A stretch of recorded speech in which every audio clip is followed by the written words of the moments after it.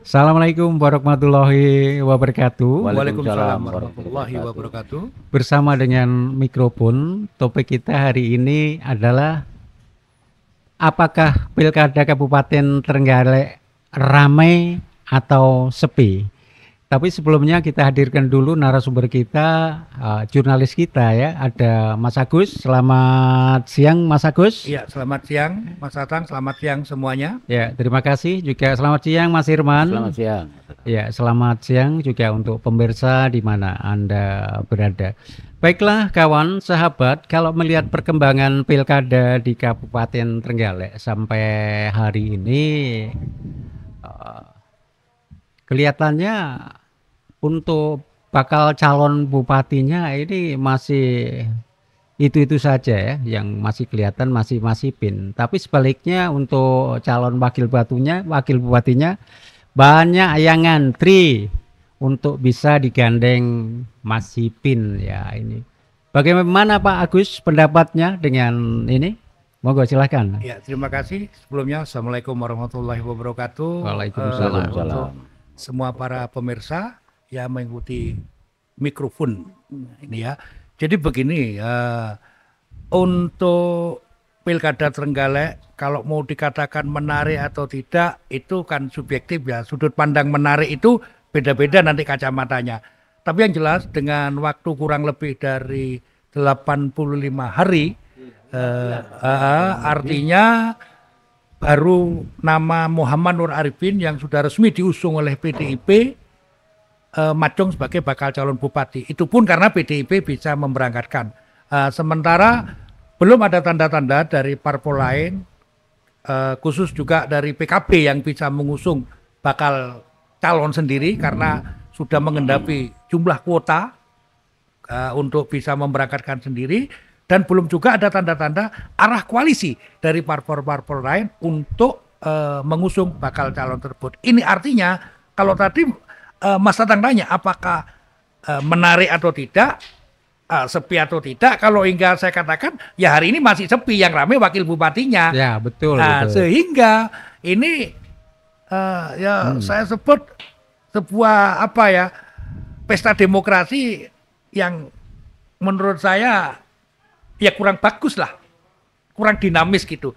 Saya yakin masih ada mungkin alternatif beberapa bakal calon yang akan muncul ya.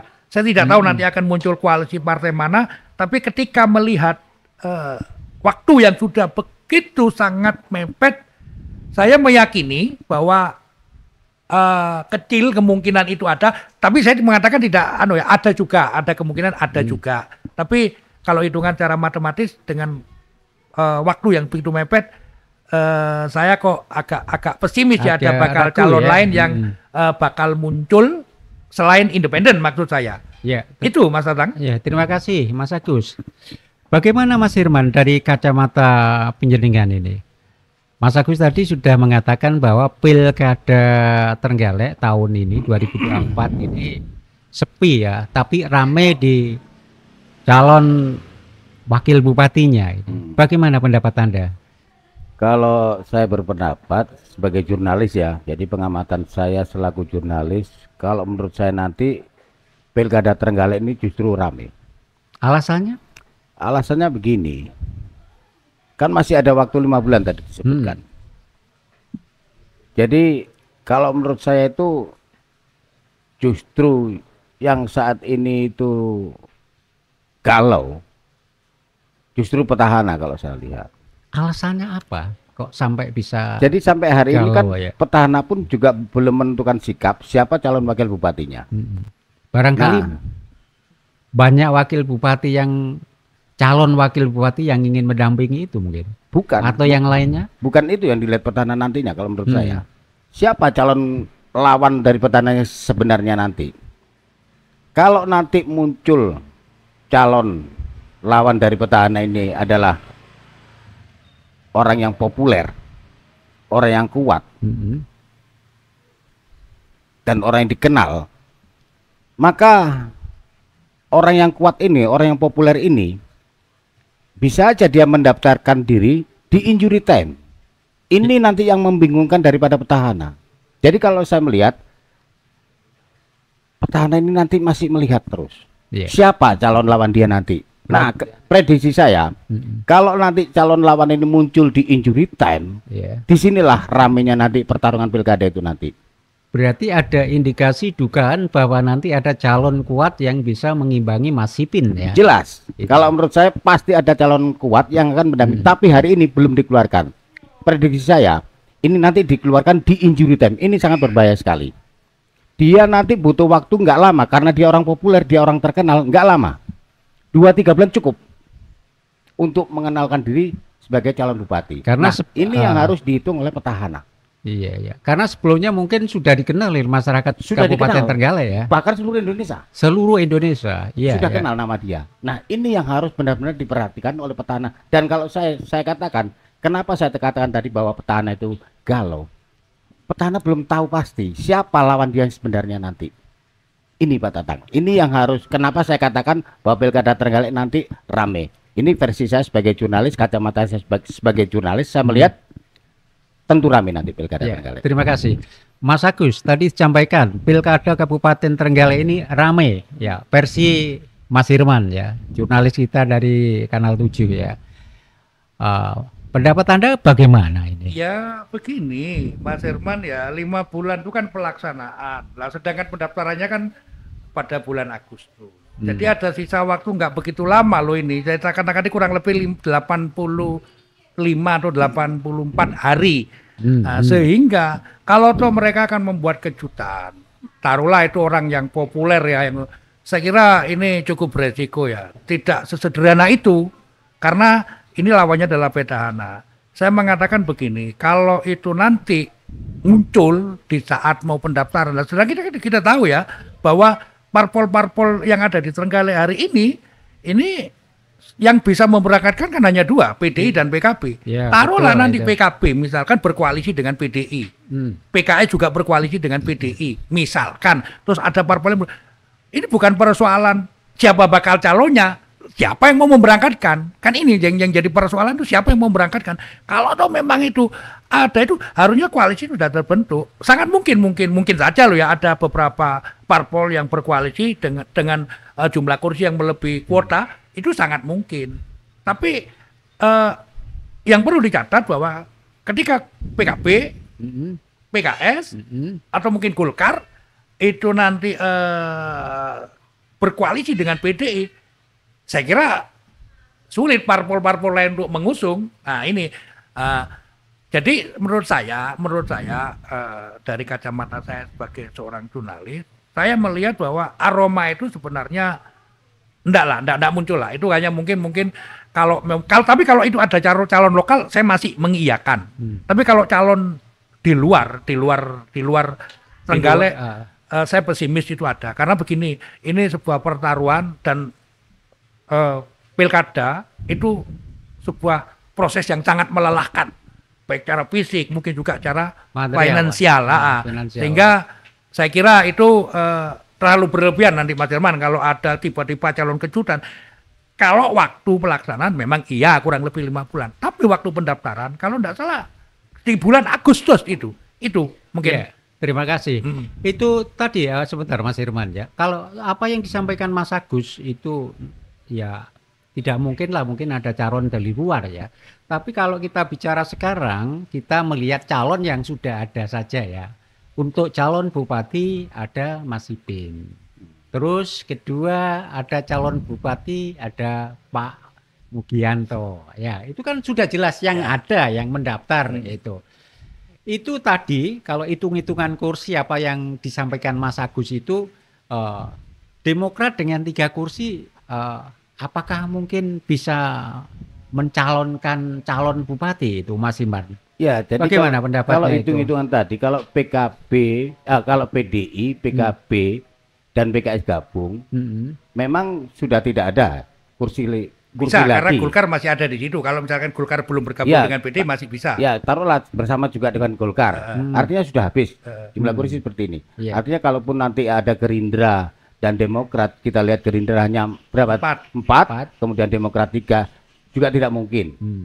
Berarti taruhlah 7 ya. kalau sekarang si dari Demokrat ini mencalonkan diri sebagai bupati, pertanyaan saya, kalau dia mau gabung dengan partai lain, taruhlah dengan PKS ya, umpamanya. PKS yang nilai kursi berapa? 6 kursi. 6 ditambah 3 9.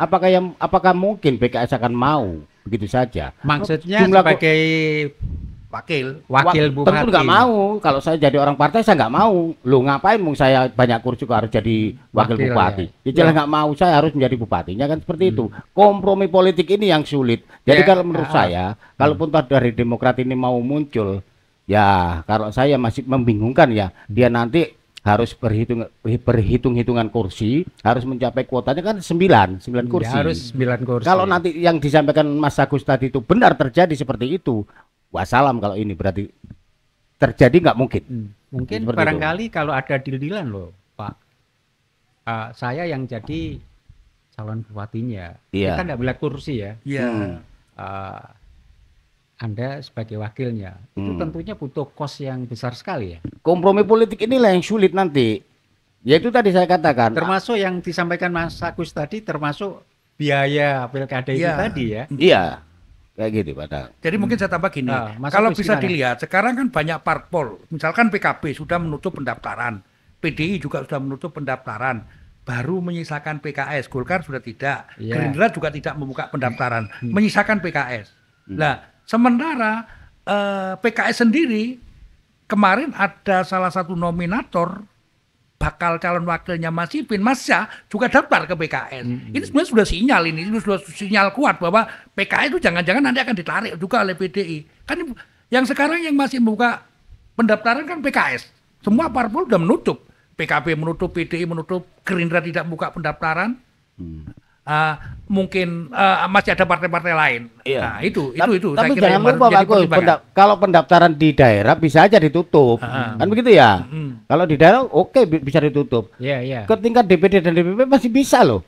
Ini Jadi, kan lokalan Ini ya. kalau kita bicara lokal. Cuma gini, saya tidak Nah. tahu ADART-nya seperti apa, tapi yang jelas setahu saya bahwa putusan dari DPP itu adalah bottom up, dari bawah ke atas. Terlepas itu nanti siapa yang mau direkomendasi. Jadi setahu saya daerah itu menyetorkan nama-nama yang akan menjadi bakal calon bupati dan wakil bupati, nanti DPP yang punya otoritas tunggal untuk menentukan siapa yang akan direkomendasi. Jadi gini kesimpulannya, kalau melihat aroma ini, PKB sudah menutup, ya toh. Saya ulangi lagi nih, Gerindra juga tidak buka pendaftaran, PDI juga sudah menutup pendaftaran, hanya menyisakan PKS.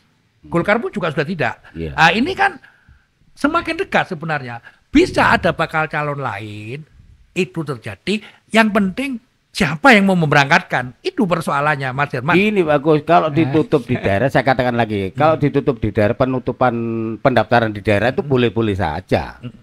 Saya katakan tadi, kenapa Pilkada Trenggalek ini nanti rame? Ini orang yang populer nanti, ya toh, bisa aja dia daftar ke pusat, ke DPD atau ke DPP. Bisa buyar posisi di bawah ini nanti.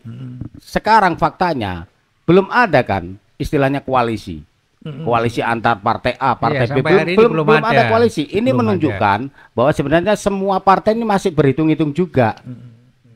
Karena mungkin semua partai juga mengendus. Ini nanti akan ada loh orang kuat yang akan masuk ke Trenggalek. Dan dia butuh waktu nggak lama. Makanya seluruh partai ini saat ini tidak mau harus membentuk koalisi terlebih dulu. Mereka masih jaga-jaga jarak semua. Begitupun PDI, PKB, PKS, Gerindra, Golkar, semuanya masih belum. Ini yang akhirnya juga membuat daripada petahana juga menjadi galau.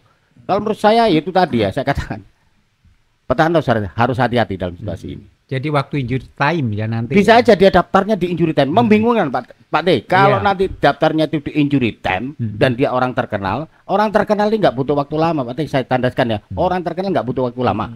2-3 bulan cukup. Nah, Ya. ini PR daripada petahana nanti. Ya, terima kasih ya. Pak Agus, ini kalau kita melihat situasi sekarang ini nanti jika atau bila mana Mas Ipin itu nanti mencari sudah menentukan calon, itu mereka yang mendaftar mungkin barangkali merasa saya tidak bisa mendampingi Mas Ipin, mungkin barangkali mereka akan bisa membuat koalisi besar lah itu. Bisa saja terjadi tuh Mas Herman ya. karena Mas Ipin sudah menentukan calonnya ya. Mungkin barangkali H-7 atau sebelumnya masih ada kesempatan.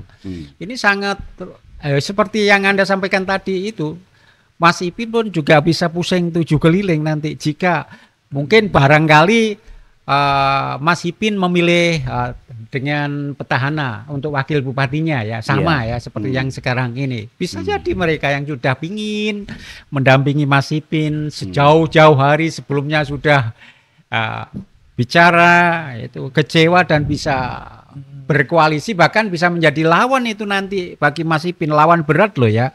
Juga PKS sendiri, kalau kita kemarin apa yang disampaikan oleh Pak Komarudin itu kemarin, bahwa masih ada calon yang sampai hari ini belum mendaftar, tapi sudah ada komunikasi. Itu juga barangkali naga-naganya seperti apa yang disampaikan oleh Mas Herman tadi. Entah itu siapa, dari mana pun juga tidak tahu, apakah mungkin dari luar. Dan juga untuk sekarang ini kalau kita evaluasi dari semua partai itu bahasanya cuma satu. Kita hanya merekomendasi saja ke pusat, nanti yang menentukan adalah DPP. Nah ini apa yang seperti Anda katakan tadi itu seperti itu.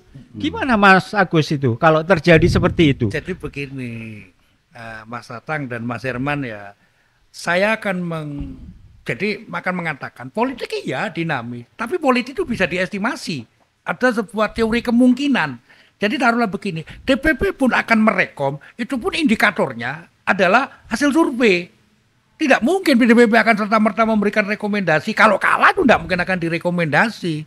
Artinya DPP juga akan merekomendasi bakal calon yang dianggap menang. Kalau misalkan DPP merekomendasi bakal calon yang kalah, ini menyangkut integritas partai persoalannya. Nah ini, jadi saya bukan ya semua serba mungkin, tapi saya akan melakukan perhitungan. Kalau toh nanti ada calon kejutan lah, maksudnya Mas Herman, calonnya punya popularitas, ya boleh-boleh saja, sah-sah saja. Tapi hitung-hitungan saya, apa kepentingannya? Pertama, dengan waktu yang mepet, sudah mepet itu pertama. Yang kedua, ketika mereka memaksakan diri, misalkan untuk melawan petahana, yang hari ini elektabilitasnya agak naik ya. Itu mereka juga akan berhitung, kosnya pasti tinggi. Nah, kalau bakal calon itu ada dari lokal Trenggalek, saya masih meyakini, masih ada, saya meyakini. Tapi kalau dari luar, saya impossible itu.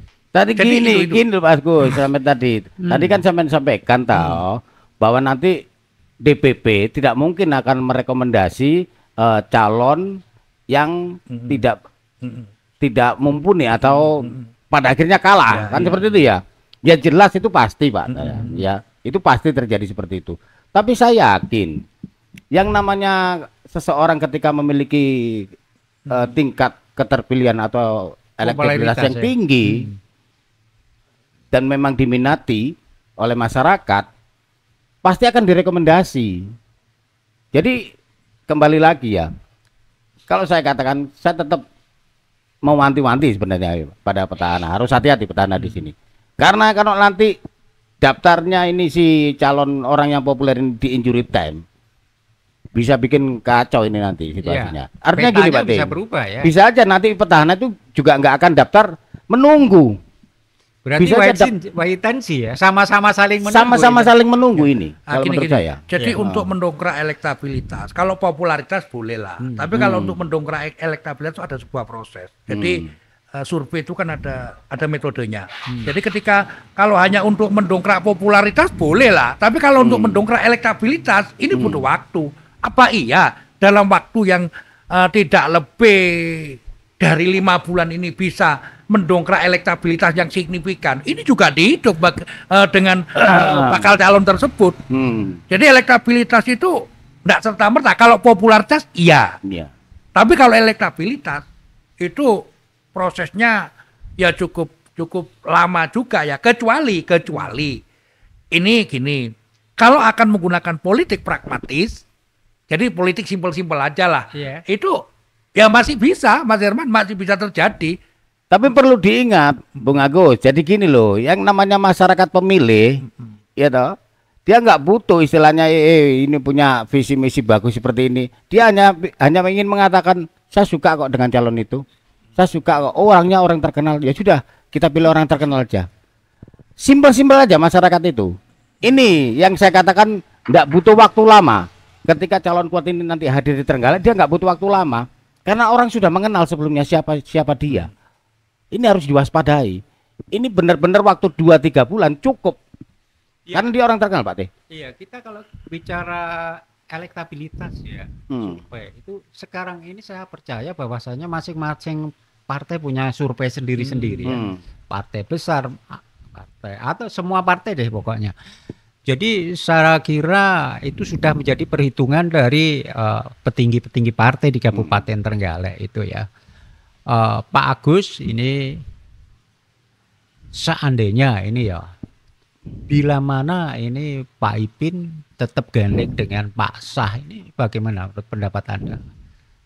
Iya, kalau dari hasil survei yang dampaknya terus dari hasil survei yang pernah disampaikan oleh salah satu elit di PDI bahwa waktu itu kalau nggak salah pernah mencapai angka 8% daripada yang lain. Saya kan pernah bilang di podcast yang dulu bahwa Mas Ipin ini akan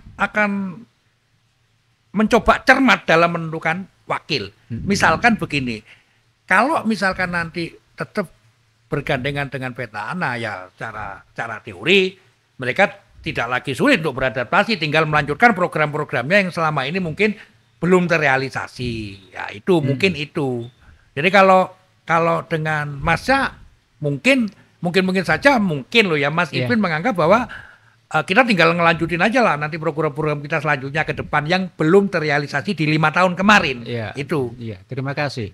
Mas Hirman, kalau melihat perjalanan Rizky Sembada ya, sekarang kita bicara masalah Rizky Sembada itu memang sejak awal tetap komitmen pingin mendampingi Mas Ipin ya. Tapi seandainya nanti Mas Ipin tetap bersama dengan massa itu bisa menjadi lawan yang berat juga itu nanti bagi Mas Ipin, karena kalau dulu dia mengambil sebagai calon wakil bupatinya Mas Ipin karena mungkin karena tidak bisa mendampingi Mas Ipin, bisa jadi mereka akan mencalonkan diri menjadi calon bupati dan banyak didukung oleh partai-partai lain untuk mengusung dia. Jadi gimana ini pendapat Anda? Jadi gini, saya tetap berkeyakinan bahwa Pilkada Trenggalek nanti rame ya. Kalau nanti benar-benar si orang populer dan orang terkenal ini datang ke Trenggalek, maka petahana akan mencari wakil satu, tentu orang yang popularitas juga. Kita lihat sekarang calon-calon wakil bupati yang sekarang sedang naik daun. Ada 2 orang kalau menurut pendapat saya, siapa Sah itu? dan Rizky Sembada gitu ya. Nah kalau nanti calon yang kuat, penantang petahana yang merupakan calon kuat, maka calon wakil bupati ini memiliki kartu truf, peran penentu. Taruhlah Rizky Sembada, dia akan menjadi rebutan. Apakah digait si petahana ataukah digait dengan calon kuat ini?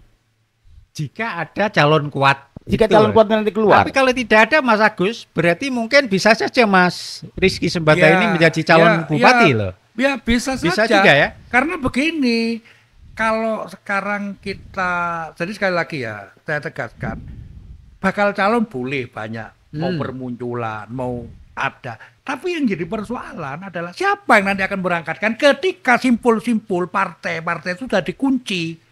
Misalkan taruhlah PKB berkoalisi dengan PDI. Ya sudah kehilangan satu kekuatan ya. Terus betul. PKS ketarik. PKS sampai hari ini belum menentukan misalkan. Saya ngomong misalkan. Ini loh bagus. Kenapa Anda jangan mengatakan bahwa kalau nanti dikunci, sampai sekarang itu nggak ada partai-partai belum mengunci. Belum artinya, ada koalisi. Iya, artinya saya melihat ini seluruh partai ini masih saling tunggu mereka akan terjadi apa. Mereka pasti juga sudah mengendus akan terjadi peristiwa-peristiwa seperti ini, peristiwa-peristiwa politik seperti ini. Nah, kenapa sampai hari ini pun belum terbentuk yang namanya koalisi? Makanya tadi saya katakan ketika calon kuat ini nanti munculnya di injury time, ini membingungkan seluruh partai nanti. Enggak gini loh hitung-hitungannya. Maksud saya, misalkan PKB hingga hari ini PKB belum berani memutuskan bakal calon bupati ya. Belum berani memutuskan bakal calon bupatinya siapa. Padahal PKB bisa merakamkan sendiri ya. Nah, seperti saya katakan, kalau PKB mau itu udah perang terbuka dengan PDI bisa karena tidak tergantung dengan partai lain. Nah, mungkin partai lain ini kan masih perlu berkoalisi. Nah, sementara bakal calon yang muncul itu kan sementara kalau saya lihat baru mungkin Pak Mugianto ya yang bakal calon bupati ke partai lain. Lah, sementara untuk bisa memberangkatkan Pak Mugianto, Demokrat itu harus berkoalisi untuk memenuhi 9 kursi. Nah, kalau misalkan saya katakan tadi, kalau simpul-simpul ini dikunci, itu juga berat loh, Pak. Ada bakal calon tidak ada yang memberangkatkan kan itu. Kecuali begini, kalau sekarang ini arah koalisi sudah jelas. Iya. Arah koalisi sudah jelas, boleh itu. Nah, tapi sekarang kan yang muncul bakal calon ala koalisi belum jelas. Nah, itu masalahnya. Kan sama kok. Sama ya. Bakal calon bupati sudah muncul selain Mas Ipin. Arah koalisi belum ada. Belum ada. Sama-sama bohong kalau kayak seperti ini. Enggak, artinya begini. Kalau bakal calon bakal calon sudah muncul, harusnya mereka segera dong berkoalisi. Seperti apa yang disampaikan Mas Irman tadi, Mas Agung. Ada apa? Kok enggak mau berkoalisi? Pertanyaannya, mungkin barangkali ada calon yang akan kuat. Enggak impossible. Kalau itu saya yakin impossible. Ini, saya yakin itu impossible. Dalam waktu yang seperti saya enggak yakin. Bagus. Mas Irman, Anda kok begitu percaya itu tentang calon yang calon misterius kuat. Itu? Saya meyakini, Pak. Alasannya apa itu? Situasi politik sekarang ini, kenapa partai-partai ini tidak segera melakukan koalisi? Mereka ini juga yang kedua, kenapa juga petahana tidak juga mengumumkan siapa sih calon wakil bupatinya. Ini artinya petahana dan partai-partai ini masih menghitung. Sama-sama berhitung. Sama-sama berhitung. Nanti ada calon kuat yang muncul. Itu Pak De. Bukan begitu Mas Herman. Yang namanya memilih bukan rekomendasi dari DPP. Misalkan PDI saja loh belum merekomendasi Ipin Sah. Belum. Kemarin hanya diundang dalam bentuk pembekalan. Jangan lupa Pak Gus, Pilkada 2015 kemarin, PDI waktu itu nyata-nyata sudah sah loh. Ada calon bupati dan wakil bupatinya. Bisa buyar kok di injury time. Itu kan belum rekomendasi waktu itu. Katanya waktu itu rekomendasi, sudah dapat rekomendasi. Katanya ya. Bahkan terjadi rekomendasi. Jadi gini, kesimpulan saya. Jadi maksud saya gini, petahana harus hati-hati Pak dalam situasi. Jadi gini. Politik itu tetap dinamis, tapi politik itu bisa dihitung. Estimasi politik itu ada. Kita menggunakan teori probabilitas, teori kemungkinan. Saya juga bisa saja terjadi nanti akan muncul bakal calon bupati, penantang petahana. Tapi saya dari kacamata saya, kalau itu dari luar Trenggalek, kayaknya loh ya, kayaknya itu kan bisa iya bisa tidak. Itu impossible. Karena apa? Ada dua hal yang saya catat. Satu, kepentingan. Kalau dia memang punya popularitas yang luar biasa, dia mau datangkan Trenggalek, kepentingannya apa? Itu harus jelas. Terus yang kedua, banyak orang yang muncul dari profesional itu terjun ke dunia politik itu melalui pertimbangan-pertimbangan yang luar biasa. Sebut saja misalkan yang hari ini rame mungkin ada sosok A yang mau masuk ke Trenggalek untuk ikut meramaikan bursa pilkada. Ya sah-sah saja. Tapi yang perlu digarisbawahi, terus kepentingannya apa? Itu. Jadi itu Mas Herman. Saya cukup menghargai kalau Anda mengatakan kemungkinan ada bakal calon kejutan yang mempunyai popularitas. Saya hargai. Itu nggak apa-apa, bisa sah-sah saja. Tapi saya pribadi mengatakan itu impossible. Terima kasih. Itu. Ada tambahan Mas Herman? Ya saya rasa cukup Pak De kalau saya Pak De. Mas Agus ada tambahan? Udah cukup saya kira itu. Terima kasih. Sebentar. Tapi kalau mengatakan menarik dan tidak itu relatif. Ya, relatif. Bisa saja calon tunggal, oh ini menarik. Bisa saja kalau ada lawannya itu menarik. Jadi itu cukup relatif. Mungkin kalau yang perlu saya garisbawahi kan sangat disayangkan ya dengan anggaran pelaksanaan pilkada ini. Anggarannya cukup luar biasa Mas Herman. Itu harus hampir menyentuh angka berapa itu? Menyentuh 50. Angka 50 miliar. Kalau kontestasi pilkada ini hanya seperti ini, tentunya penonton kecewa dong. Makanya itu bagus harus penonton didatangkan. kecewa. Ada calon kuat tadi, pilkada menjadi rame, 50 miliar bisa terlaksana dengan baik. Kan gini, gitu. kalau muncul calon Kalau baru ya. calon- Kalau logikanya tadi. kan gini, pentasnya gede ya. Tapi kalau nggak ada yang tarung di situ, penonton kan kecewa. Nah, Itu versi Mas Agus. iya. Versi Mas Irman. Ya mungkin itu yang dilihat oleh si calon kuat tadi, ya, orang-orang yang akan menantang si petahana tadi. Dia mungkin melihat komentarnya Pak Agus, anggarannya 50. Maka saya harus meramaikan, biar rame kan begitu. Ini bukan persoalan menang dan kalah berarti kan ya? Iya. Otomatis ada persoalan menang dan kalah, pasti ada kalau menang dan kalahnya Pak Agus. Oke, itu saya kira sudah cukup Ya, Mas Tetangga. terima kasih sahabat pemirsa di mana Anda berada. Tuntas sudah kebersamaan kita pada hari ini. Saya mohon pamit. Intina siratal mustaqim. Wassalamualaikum warahmatullahi wabarakatuh. Cus.